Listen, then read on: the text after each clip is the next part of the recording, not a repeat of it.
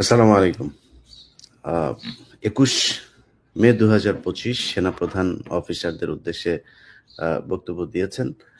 আপনারা জানেন গত কয়দিন ধরেই সেনাপ্রধানের নানান ধরনের আ কি বলবো যে বানরের মতো চক্কর খাচ্ছেন তিনি।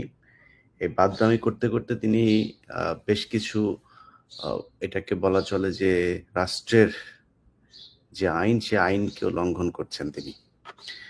তো তাকে মনে করতে হবে যে তার মতো কিছু কুলাঙ্গার, কিছু আওয়ামী সেনাবাহিনীর কথায় পুরো সেনাবাহিনী উঠবে বসবে না।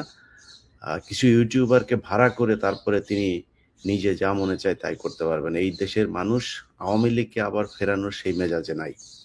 আমি আ সেই অফিসারদের উদ্দেশ্যে তিনি কি বক্তব্য দিয়েছেন সেই বক্তব্যটা আপনাদেরকে চুম্বকাংশ শোনাবো, কারণ পুরোটা অনেক লম্বা।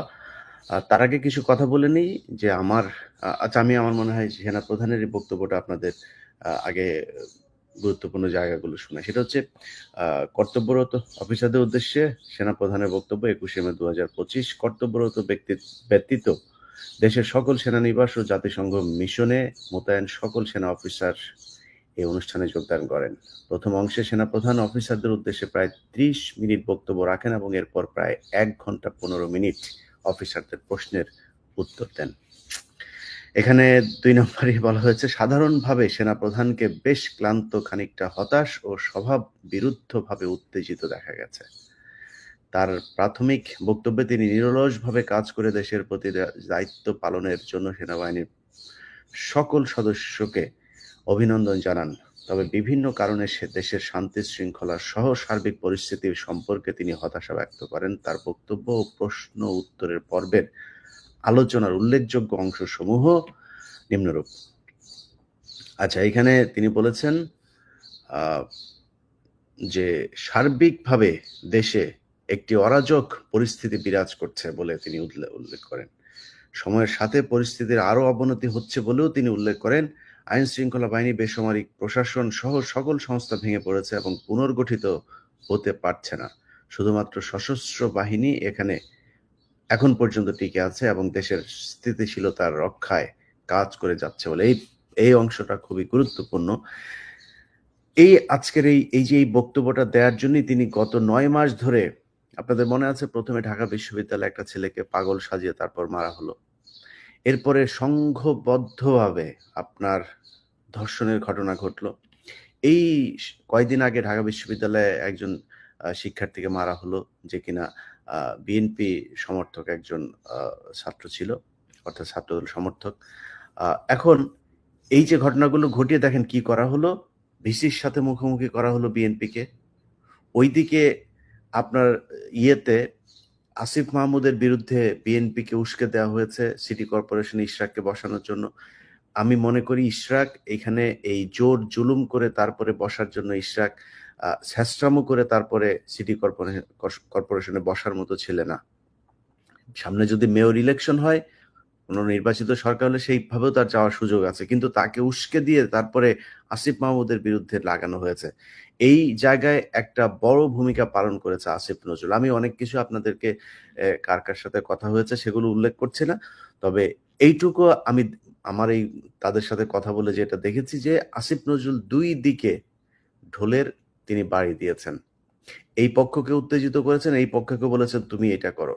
সো সে সরকারে থেকে ইশরাককে বসতে দেবে না, এটা যেমন বলছে, সে আবার ইশরাককে বলছে যে এই সরকারে সে নাম ধরে কয়েকজনের কথা বলেছে যে এই ব্যক্তি নাকি ইশরাককে বসতে দিচ্ছে না, যে কারণে বিএনপি তাদের বিরুদ্ধে এখন খেপছে। তো এই কাজটা সেনাপ্রধান অনেক আগেই করতে চেয়েছে, অনেক আগে থেকেই চেষ্টা চালিয়ে যাচ্ছে দেশে একটা অস্থিতিশীল পরিস্থিতি বিরাজ করুক, এবং মানুষ ইউনূস সরকারের প্রতি একটা বিরূপ একটা পরিস্থিতি তৈরি করে তারপরে তাদেরকে সেনাবাহিনীর কাছে যাতে সারেন্ডার করে যে স্যার আপনারাই ক্ষমতা হাতে তুলে নেন। এই চেষ্টা তিনি ৫ তারিখের আগে ৩ তারিখ থেকেই শুরু করেছে। তার ইচ্ছা ছিল আসিফ নজরুলকে প্রধান উপদেষ্টা করে তারপর একটা সরকার গঠন হবে, আর আসিফ নজরুলকে দিয়ে তিনি যেভাবে চান সেভাবে করতে পারবেন, কিন্তু সেটা সম্ভব হয় নাই। আমি সরকারকে বলবো অতি সত্বর ডিজিএফআই এর এই সোর্স আসিফ নজরুলকে দ্রুত সরকারের এই উপদেষ্টা থেকে বহিষ্কার করা হোক। তারপরে তিনি বলেছেন যে 5ই আগস্ট হতে এ পর্যন্ত দেশের সার্বিক পরিস্থিতি স্থিতিশীল রাখতে সেনাবাহিনী অক্লান্ত নিঃস্বার্থ ভূমিকা পালন করতে সেনাবাহিনী ও সেনাপ্রধানকে টার্গেট করা হচ্ছে বলে তিনি হতাশা ব্যক্ত করেন। সেনাবাহিনী ভালো করেন এই 5 তারিখের পর থেকে। আপনারা সারা দেশে আপনাদেরকে ম্যাজিস্ট্রেসি পাওয়ার দেওয়া হয়েছে। এই সেনাপ্রধানের আপনার তাদের যেসব উচ্চ পদস্থ যেই জায়গা থেকে তাদের মানে কমান্ড করা হয়, সেই জায়গা থেকে আমি অন্তত 20 জন মেজর, ক্যাপ্টেন তাদের সাথে কথা বলে শুনেছি যে তাদেরকে কাজ করতে দেওয়া হয় না। তারা বলছে, ভাই আমাদেরকে রাস্তায় কেন নামিয়েছে আমরা জানি না। আমাদের সব পাওয়ার আছে কিন্তু আমাদেরকে কোনো কিছু অস্ত্র উদ্ধার করতে পর্যন্ত তাদেরকে দেওয়া হয় না। অস্ত্র উদ্ধার করতে গেলে আমি দক্ষিণবঙ্গের যেকোনো একজন অফিসারের কাছ থেকে শুনেছিলাম যে ভাই আমরা অস্ত্র উদ্ধার করতে যাই, আমরা তো এটা আগে আমাদের রিপোর্ট করতে হয় এবং যেখানে রিপোর্ট করে এর বাইরে অন্য কেউ জানার কথা না। কিন্তু তারা অস্ত্র উদ্ধার করতে যখন যায়, যে দেখে যে 5 মিনিট আগে, 3 মিনিট আগে, 2 মিনিট আগে তিনি পলাতক। তার মানে যাদেরকে তারা রিপোর্ট করছে, তার অফিসারদেরকে, তারা এটা জানিয়ে দিচ্ছেন যে এখান থেকে সরে যাও। আওয়ামী লীগের এই লোকজনকে তারা এইভাবে বাঁচাচ্ছে। আচ্ছা, এরপরে বলা হয়েছে যে জাতিসংঘ কর্তৃক জুলাই আগস্ট বিষয়ে যে প্রতিবেদন তৈরি করা হয়েছে তাতে সেনাবাহিনীর কোনো বক্তব্য নেওয়া হয়নি। ডক্টর ইউনুস এটা নিতে দেয় নাই জাতিসংঘকে। মানে জাতিসংঘ যেই রিপোর্ট দিয়েছে সেই রিপোর্ট সেনাপ্রধানের পছন্দ হয় নাই। উনার কাছে দিলে উনি আরেকটু সুন্দর করে করতেন। এইখানে সেনাবাহিনীর কোনো সমস্যা ছিল না, সেনাবাহিনী কোনো কিছু করে নাই, সেনাবাহিনী গুলি করে নাই, এগুলো জামাত শিবিরের লোকজন সেনাবাহিনীর পোশাক পরে, বিডিআর এর পোশাক পরে গুলি করেছে, এটা উনি বানায় ফেলতেন, যে কারণে ওনার ওটা পছন্দ হয় নাই। তারপরে তিনি বলেছেন সংস্কারের বিষয়ে তিনি সংস্কার চান, তবে তিনি যেভাবে চান সেইভাবে এই সরকার করছেন না। তো তিনি কিভাবে চান সেটা আপনারা এই কয়দিন আগে একটা বক্তব্যে শুনেছেন যে যেদিন আওয়ামী লীগ নিষিদ্ধের জন্য এই আন্দোলন হচ্ছিল শাহবাগে, যমুনার সামনে, সেদিন সেনাপ্রধান সশরীরে বঙ্গভবনে গিয়ে তারপরে বলে এসেছে যে আওয়ামী লীগকে নিষিদ্ধ করা যাবে না। ওয়াকারকে এটার জবাব দিতে হবে যে ওয়াকার আওয়ামী লীগকে নিষিদ্ধ না করার জন্য তার এত ইন্টারেস্ট কেন, এটা তাকে করতে হবে। তারপরে সে সরকারের এই সংস্কারের ভেতরে কয়দিন আগে আপনি হাসনাতকে আপনারা জানেন যে ডেকে নিয়ে যেয়ে তারপরে থ্রেট করা হয়েছে যে তোমরা বেশি বুঝো না, বেশি ফাল পারো না। হ্যাঁ, সেই পোস্ট আপনারা দেখেছেন। যদিও সেটাকে পরবর্তীতে সার্জিস এবং অন্যান্যদেরকে দিয়ে এটা কিছুটা ব্যালেন্স করার চেষ্টা করেছে, সেটা তারা করতে বাধ্য হয়েছে। সেনাপ্রধানকে জবাব দিতে হবে, হাসনাতকে ডেকে নিয়ে আওয়ামী লীগ নিষিদ্ধ করা যাবে না, এই দায়িত্ব সেনাপ্রধানকে কে দিয়েছে? মানবিক করিডোরের মতো স্পর্শকাতর ও ঝুঁকিপূর্ণ সিদ্ধান্ত নেওয়ার এখতিয়ার বর্তমান সরকারের নেই বলে তিনি উল্লেখ করেন। তিনি বলেন, শুধুমাত্র একটি নির্বাচিত রাজনৈতিক সরকারই যথেষ্ট পদ্ধতি অনুসরণ পূর্বক এরূপ সিদ্ধান্ত নিতে পারেন। তিনি করিডোরের বিশাল একজন বিরোধী মানুষ। সেনাপ্রধান, তোমার আম্মা শেখ হাসিনা এই পুরো বাংলাদেশটাই ইন্ডিয়ার করিডোর বানিয়ে রেখেছিল। এর আলাদা কোনো অস্তিত্ব পৃথিবীর বুকে ছিল না। এর পুরো সার্বভৌমত্ব, স্বাধীনতা দখল করেছিল ভারত। তুমি কই ছিলাও? যেই জুলাই আগস্টে ছাত্রদের উপরে নির্যাতন করা হয়েছে, যে দেশের মানুষের উপর গুলি করে, সেখানে অসংখ্য ভারতীয় লোকজন এসে তারপরে ট্রেনে করে বর্ডার পার হয়ে এসে কিলিং মিশনে অংশ নিয়ে তারা সুন্দরভাবে বাংলাদেশ পার হয়ে গিয়েছে। তুমি কোথায় ছিলা? তোমার ক্যান্টনমেন্টে বসে তারপরে আসিফ নজরুল্লাহ, তোমার অফিসাররা বসে সেনাবাহিনী, এই ভারতীয় সেনাবাহিনীর গোয়েন্দা সংস্থার লোকজনের সাথে বৈঠক করেছে। কোথায় ছিলা তুমি তখন? তোমার এত সার্বভৌমত্বের প্রতি হয়েছে, তোমাকে ইউনুস না করছে নাকি পার্বত্য চট্টগ্রামে যায় জেএসএস ইউপিডিএফ এর সন্ত্রাসীদেরকে করতে? তুমি এখন প্রতি সপ্তাহে তোমার সেনাবাহিনীরে পোলাও খাইতে দাও। তুমি তোমার সেনাবাহিনীরে কনস্ট্রাকশন ব্যবসা ধরায় দিছো। তুমি এখন আসছো করিডোর নিয়ে আমরা কথা বলবো। এই দেশে যদি ডক্টর ইউনুস না, আমি আমেরিকায় বসে আছি, যদি আমেরিকাও যদি আমার দেশের জন্য আমার যদি ফাঁসিও দেয়, যদি আমার দেশ দখল করতে যায়, আমরা কথা বলবো। আমরা এখনো বেঁচে আছি তো। তোমার মতো 2 নাম্বার টোকাই মার্কার দেশপ্রেমিক আমরা না তো। তুমি সারা বছর হাসিনার খায়া এই দেশের পুরো সার্বভৌমত্ব ভারতের হাতে দিয়া তুমি এখন করিডোর মারাইতে আসছো না? বাংলাদেশের বিমানবন্দর প্রতি বছর লোকসান, হাজার হাজার কোটি টাকা তাদেরকে দিতে হয়। তো তোমার আমি কেন দিব? বিদেশি কোম্পানি আমি কোনো দেশ যদি নাকি আমি যদি টেন্ডার দেই, সেখানে বিদেশি বিভিন্ন কোম্পানি আসবে, সেই টেন্ডারে যারা পাবে তারা নেবে। আমার বন্দর ব্যবস্থাপনায় সমস্যা, এটা যদি এই সমস্যা যদি এই জট যদি না হয়, এটার জন্য আমার বিদেশি কোনো কোম্পানি যদি নাকি করা হয়, করবে, সমস্যা কি? আপনি যদি বাংলাদেশ বিমানটা যদি এখন এমিরেটসের কাছে যদি দিয়ে দেন, আর ভাই এমিরেটস এই দেশে যা এই বিমানবন্দরের যে পরিস্থিতি করবে, প্রতিটা মানুষ এটার সুফল ভোগ করবে। এখন কোনো দেশ কোনো কোম্পানি মানে দেশ মানে কোনো দেশ এসে আমার এটা দখল করে করবে, এটা আমি বিরোধিতা করব, জীবন দিয়া দিব এটার জন্য।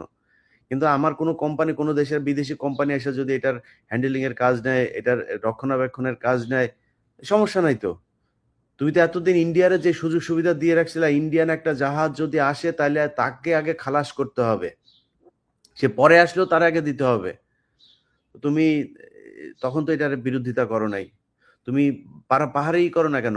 তোমার খাওয়ার জন্য নাকি এই ডিএইচএস আর এই ঢাকা শহরের অর্ধেক দখল করে তোমার খাওয়ার জন্য সেনাবাহিনী রাখছি নাকি আমরা? তুমি পাহাড়ে যাও, পাহাড়ে যা পাহাড় আগে দখল মুক্ত করো, এরপরে তুমি করিডোরের বিরুদ্ধে কথা বলতে এসো। ডক্টর ইউনুস আর সেনাপ্রধান কিংবা যে যে যাই বলুক, আমরা করিডোর বা কোনো বিদেশি কোনো সংস্থার কাছে কোনো কিছু দিতে হলে আমরা একজন মানুষকে বিশ্বাস করি, সেটা হচ্ছে বেগম খালেদা জিয়া। বেগম খালেদা জিয়ার মতামত নিয়ে যদি মনে করে যে না এটা ঠিক আছে, যেহেতু এটা নিয়ে একটা তৈরি হয়েছে, আমি নিজেও করিডোর সম্পর্কে কিছুই জানি না যে ইউনুস আসলে কোন শর্তে কাকে দিতে চাচ্ছে। ইউনুস যদি কোনো দেশের কোনো বিদেশি শক্তির হয়ে যদি কাজ করতে চায়, আরে ভাই রাতারাতি ইউনুসের বিরুদ্ধে দাঁড়াবো আমরা। যেহেতু এটা নিয়ে একটা বিতর্ক তৈরি হয়েছে, আমি মনে করি এর মধ্যস্থকারী হিসাবে খালেদা জিয়াকে রাখা যাইতে পারে, এবং বেগম খালেদা জিয়া যেটা বলবে সেটাই হবে। একজন বিশ্বস্ত দেশপ্রেমিক, তিনি কোনোদিন এই দেশের বিরুদ্ধে যায় এমন কোনো কিছু করবে না। সো খালেদা জিয়াকে আনেন, এনে আপনারা বসেন, বসে এটা কি করবেন সেটা সিদ্ধান্ত নেন। ওয়াকার এটার জন্য কষ্ট পাচ্ছে, এই সেই সে লিখেছে এখানে যে there will be no corridor. এখানে সে এটার মানে কোট আনকোট একটা দিয়েছে এই লেখাটার ভিতরে, তিনি স্পষ্টভাবে বলেন, এটা লেখার আগে বলেছেন। যাই হোক, ওয়াকারের কাছে আমাদের দেশপ্রেম, উনি ইন্ডিয়ান মাল, ইন্ডিয়া যাও, তোমার আম্মু ইন্ডিয়া গিয়েছে, ইন্ডিয়াতে যাও।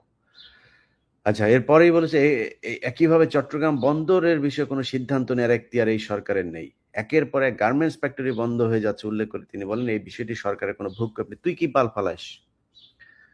তোর ডিজিএফআই সারাদিন আকাম করে এই গার্মেন্টস এর পোলাপানের কাছে যায় কাটি কাটি মারে এদেরকে করার জন্য। ওই বিভিন্ন কারখানাগুলো নষ্ট হয়ে যাওয়ার পেছনে তোর তোর লোক দায়ী, তুই করছিস। ওই যে গাজীপুর এলাকায় এক ডিজিএফআই একটারে দিয়ে রাখছে, ব্রিগেডিয়ার জেনারেল একজন, এটা ছিল আত্মীয়, ওই সিলেটের ওই যে এক আছে না, ওই যে মাগুর একটা আছে না আপনার লন্ডনে পৌরসভার মেয়র বা কিছু একটা ছিল, তার আত্মীয়, তার সাথে ছবি টবিও আছে, আমার কাছে আছে ওগুলো, তারে নিয়ে এসে দিয়েছে। তো এরা তো সারাক্ষণ এই গুটিবাজি করে অস্থিরতা করে। এখন আজকে সে এখানে বলেছে যে এটা করছে। তোমার ম্যাজিস্ট্রেসি পাওয়ার দেওয়া হয়েছে না, তুমি সরকার, সরকারের পার্ট তো তুমিও, তোমার সরকার তো সেই দায়িত্ব দিয়েছে। তুই ওখানে না যা, তুই এনে গুটিবাজি করিস সারাদিন ভারতের সাথে, তোর বউর ফোন দিয়া তুই সারাদিন শেখ হাসিনার সাথে আলাপ মারিস কেন? তোর ওই জন্য তোর সেনা প্রধান বানানো হয়েছে নাকি? তারপরে বলেছে যে গত ২০ মে ২০২৫ তারিখ রাতে অনুষ্ঠিত সভায়, এর পূর্ব রাতে সেনা ভবনে কোনো গোপন সভা হয়েছিল কিনা এ বিষয়ে সরকার কর্তৃক জিজ্ঞাসিত হন বলে সেনাপ্রধান উল্লেখ করেন। মানে তো ওনাকে সেনাপ্রধান, এই রাষ্ট্রপ্রধান ডক্টর ইউনূস জিজ্ঞাসা করেছেন, সেনাপ্রধান যে কোনো সময় আর্পিত দায়িত্বের খাতিরে সভা আয়োজন করতে পারেন, তোমার শেষ কোনো সময় সরকার প্রধান জিজ্ঞাসাও করতে পারেন, তোমার এই আইন জানা উচিত। তারপরে খুব মজার একটা কথা তিনি বলেছেন যে গত ৯ মাস ধরে সেনাপ্রধান হিসেবে অভিভাবকহীন হয়ে রয়েছেন বলে তিনি কয়েকবার উল্লেখ করেন। এ বিষয়ে তিনি বলেন যে তিনি একটি চাতক পাখির মতো একটি নির্বাচিত রাজনৈতিক সরকারের জন্য রাজনৈতিক নেতাদের দিকে তাকিয়ে আছেন। একটি নির্বাচিত সরকার সেনাবাহিনীর জন্য অভিভাবক হিসেবে দায়িত্ব পালন করবে।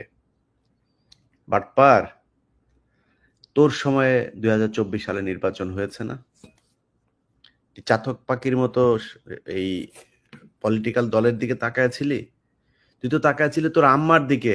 তখন তুই খালেদা জিয়ার বাসায় যে তুই দৌড়ায় গেলি, বাটপাড়ির রাজনীতি মারাও, তোমার এই রাজনীতি আমরা বুঝি না। তুই খালেদা জিয়ার বাসায় গিয়ে খালেদা জিয়ার সাথে এখন প্রীতি, তোর তো প্রীতি না করে উপায় নাই, তুই এই জন্য খালেদা জিয়ার বাসায় গেছি। ২৪ আগে কেন গেলি না?